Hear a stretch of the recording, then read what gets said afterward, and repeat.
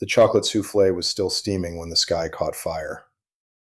I'm David Morrison, 45 years old, Senior VP at Meridian Holdings out of Chicago. Been doing business in the Gulf for 8 years now. Good business, clean business. The kind where you shake hands, sign contracts, and everyone goes home happy. I was supposed to go home happy too. 3 days in Dubai, close the Al Maktoum deal, fly back to Sarah and the kids in Winnetka. Simple. That was the plan. The Atlantis restaurant was packed that night. You know the one. The underwater dining room where you watch the fish swim by while you eat. Tourists love it. Hell, I loved it. Made me feel like I was dining inside an aquarium. Peaceful. Removed from everything. I'd just closed the biggest deal of my career. 12 million in infrastructure consulting. The contracts were signed, the champagne was opened, and my Dubai contact Hassan was telling me about his daughter's wedding next month. Normal conversation. Normal night. The waiter brought the dessert menu. I remember thinking about calling Sarah, telling her about the deal, maybe booking that family trip to Europe we'd been talking about. The one where we'd show the kids the Eiffel Tower, teach them some French. I ordered the chocolate soufflé. Hassan got the baklava ice cream. We were debating whether to get coffee when it happened. First, the lights flickered. Just once. Like when someone's microwave trips a breaker. You don't think about it. Then the fish in the aquarium wall started swimming in circles, frantic circles, like they could sense something we couldn't. Hassan stopped mid-sentence.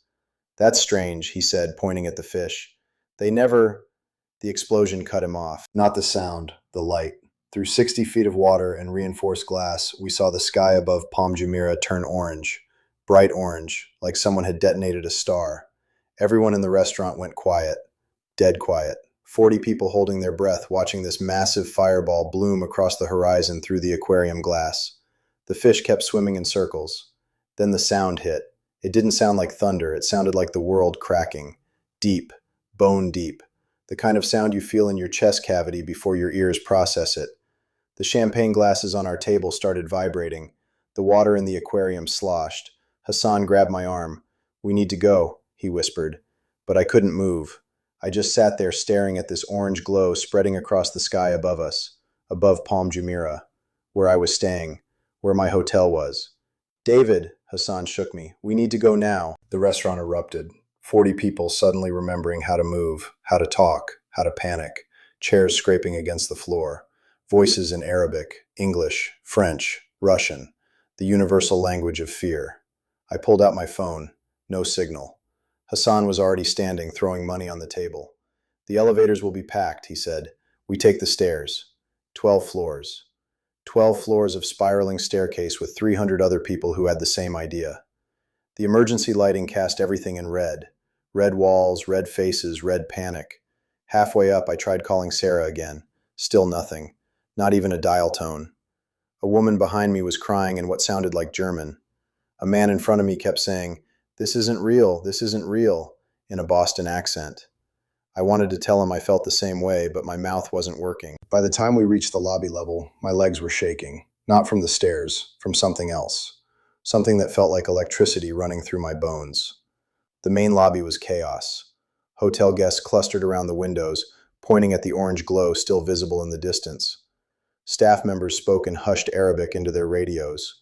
The concierge desk was abandoned. Hassan pulled me toward the exit. "My car is in valet," he said. "We get to the airport." "Wait," I stopped him. "My hotel, my stuff, my passport." "Your passport won't matter if you're dead." That's when it hit me. Really hit me. This wasn't a gas explosion. This wasn't an accident. Someone had fired missiles at Palm Jumeirah while I was ordering dessert. Outside, the Dubai sky looked wrong. There was smoke. Actual smoke drifting across the city lights. And sirens. So many sirens I couldn't count them. Hassan's car wasn't there. The valet stand was empty. The valet was gone. "We walk," Hassan said, but his voice was different now, smaller. The streets were filling up with people. Hotel guests, restaurant patrons, shoppers, workers, everyone streaming out of buildings like ants from a disturbed hill. Some were running. Some were walking very fast while pretending not to run. Some, like me, were just standing there trying to process what they were seeing. That's when I heard the American voices. "The embassy said immediate evacuation. All flights to the States are booked." They're saying 20,000 Americans need to get out. 20,000. I was one of 20,000 Americans who needed to get out. Right now. I tried calling Sarah again. This time it rang. Once. Then dead. Hassan hailed a taxi. The driver wanted $500 to go to the airport. Cash. American cash. Hassan paid without arguing. The taxi ride was the longest 30 minutes of my life. We crawled through traffic jams of people trying to leave the city. Other taxis. Private cars loaded with suitcases. Families with children clutching stuffed animals. The radio was in Arabic, but I caught words I recognized. Iran. Missiles. Abu Dhabi. Qatar. Abu Dhabi too? I asked Hassan.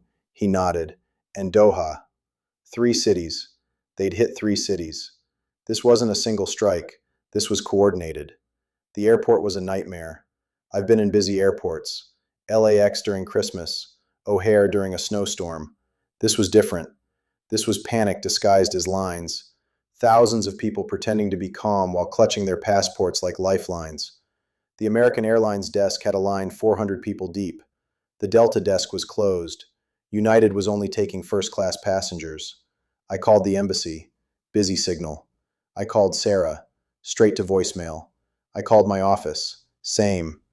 I stood in that line for 6 hours. 6 hours watching families argue about whether to leave their cars behind. Businessmen offering $10,000 for confirmed seats. A woman from Texas crying because she couldn't reach her husband in Abu Dhabi. Abu Dhabi. That's when I remembered. Hassan had family in Abu Dhabi. Your sister, I said to him. You need to call your sister. His face went pale. He'd been so focused on getting me out, he hadn't thought about his own family.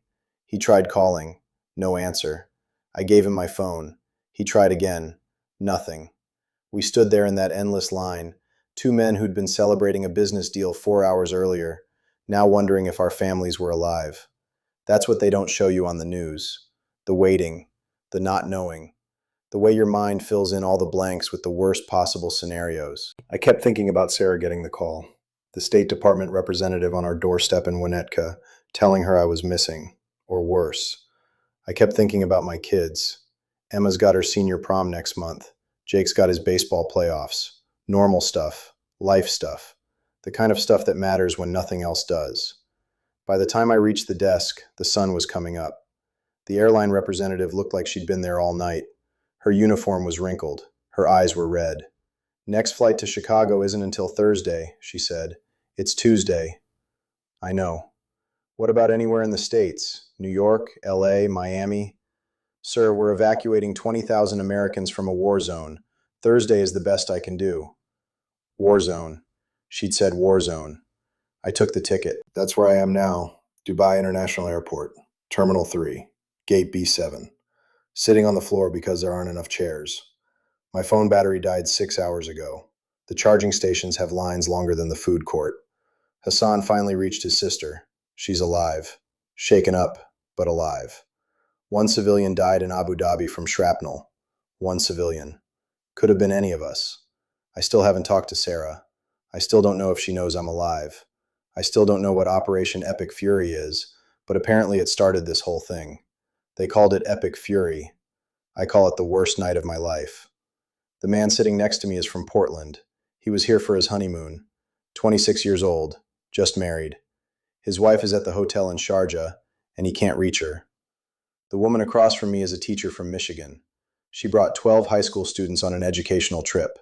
She's managed to account for 11 of them. We're all just sitting here, waiting, checking our phones every 30 seconds, even though we know the networks are overloaded, listening to CNN International on the airport TVs, trying to piece together what happened to us. They're showing footage of the fireballs in the night sky, amateur video taken from hotel balconies and apartment windows. It looks exactly like what I saw through that aquarium glass. Orange blooms against the black sky. They're not showing us. The 20,000 Americans camped out in airports and hotel lobbies and embassy corridors. They're not showing the businessman from Chicago who was ordering chocolate soufflé when missiles started falling.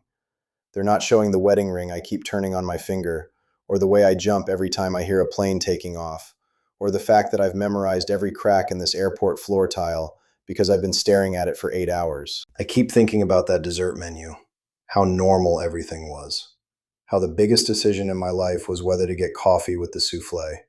I keep thinking about the fish in the aquarium, how they knew something was wrong before we did. Animals have instincts humans have lost. They can sense danger before it arrives. Maybe I should have paid attention to the fish. The boarding announcement just came on for my flight. Thursday's flight. It's Thursday now.